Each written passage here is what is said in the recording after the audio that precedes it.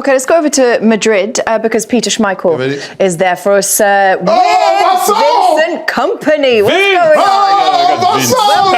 Congratulations, my friend! I'm with the man himself. How you doing, guys? I'm with the man, the hottest coach in Europe at the moment, with a team that plays so incredibly well. You must be so proud of your team today, what they've done. Yeah, I'm happy. It's a tough one because it just feels like half time. It doesn't feel like you've achieved anything.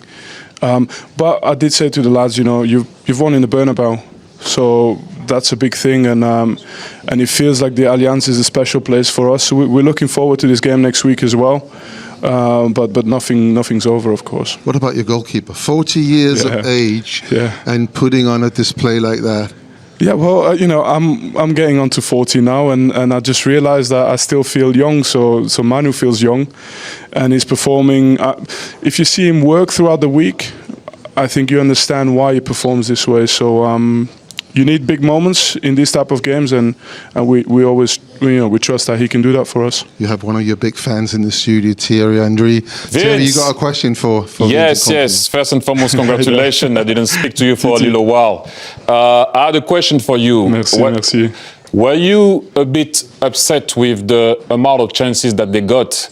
Because going back with a 2-0, as you said, maybe would have felt like a tiny bit better in what you wanted to achieve.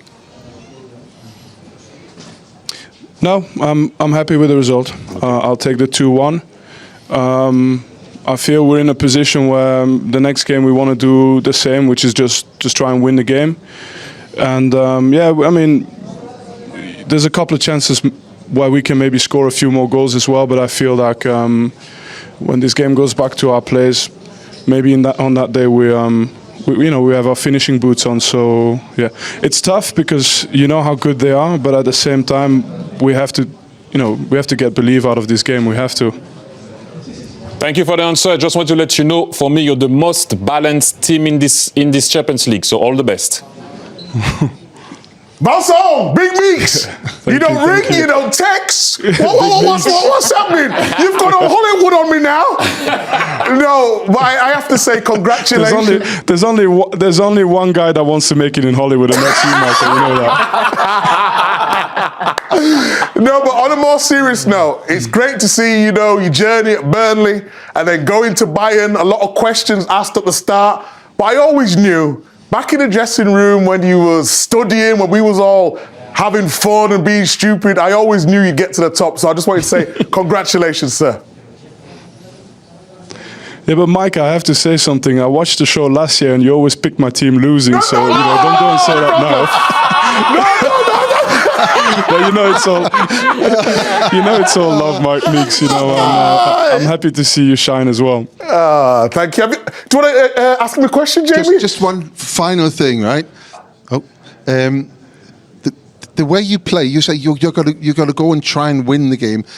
I always feel that you could always score a goal against you, but you score more goals. Is that part of the plan that you think offensively you're so good that you can take a little bit of more risk at the back, really? That's what... I feel differently. I feel like we can always keep a clean sheet, and I feel, well, you're right, that we can always score a goal. I do feel that. But it's a hard balance to find. I think the team has, in the end, earned the right to play the way they do it. So it's hard for me to go and say, look, guys, this, and that, and then, just change completely for any opponent. They've done it in Paris, they've done it here. They've earned the right to be that team, and I remember when I was lucky to be a part of some very good teams, the biggest thing you want to have in these type of games is that you can still be yourself. And then after that, with the talent on the pitch, it's margins. But we can make those margins fall in our favour.